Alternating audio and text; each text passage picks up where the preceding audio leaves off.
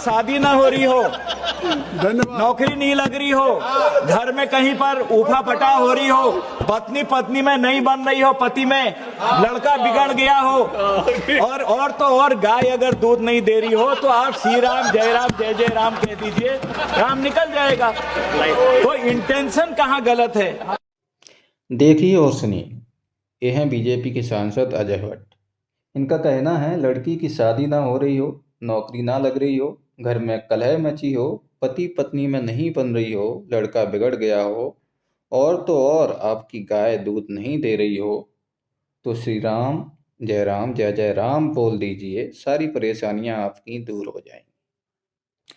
सोचिए सदन में किस तरह के लोग बैठे हुए, जहां हम उम्मीद करते हैं कि सदन में गंभीर मसलों पर चर्चा होगी, समाज व देश हित के लिए बातें होंगी, योजनाएं लाई जाएंगी।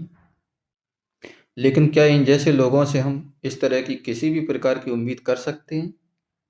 सोचिए, जब इस सदन में बैठकर इस तरह की अतार्किक और अवैज्ञानिक बातें कर सकते हैं, तो इनके संसदीय क्षेत्र में जब लोग अपनी परेशानियां लेकर आते होंगे तो ये क्या कहते होंगे? श्री राम जय जय राम बोलिए, आपकी सारी समस्याएं अपने आप खत्म हो जाएंगी। किसी को रोजगार चाहिए तो राम का नाम जपिए, अच्छी शिक्षा चाहिए, अच्छा इलाज चाहिए तो श्री राम जय जय राम बोलिए। आखिर हम किस तरह का भारत बना रहे हैं?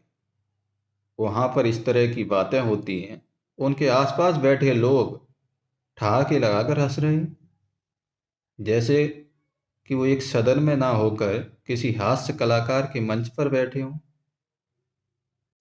इन्हीं जैसे लोगों के लिए एक बार बाबा साहेब ने कहा था कि भारतीय लोग अंधविश्वासी हैं, सूझबूझ से काम कम लेते हैं, ऐसी ऐसी बातें नेता लोग हमारे देश में करते हैं, अगर ऐसी बातें विदेश में कोई करे तो उन्हें पागल कहा जाता है।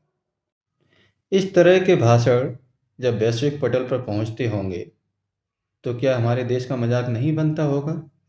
क्या हमारे देश की छवि नहीं बिगड़ती होगी? हालांकि जिन राम का नाम सदन में इतनी बार लिया जा रहा है, महिमा मंडन किया जा रहा है, उन्हीं राम का नाम एक बार बाबा साहेब डॉक्टर अंबेडकर ने सदन में ले दिया था तो हो हल्ला मच गया था। 20 सितंबर 1951 में सदन में जब हिंदू कोड बिल पर बहस चल रही थी, उसी समय डॉक्टर अंबेडकर ने तलाक के समर्थन में और बहुविवाह को खत्म करने के संबंध में एक प्रस्ताव रखा।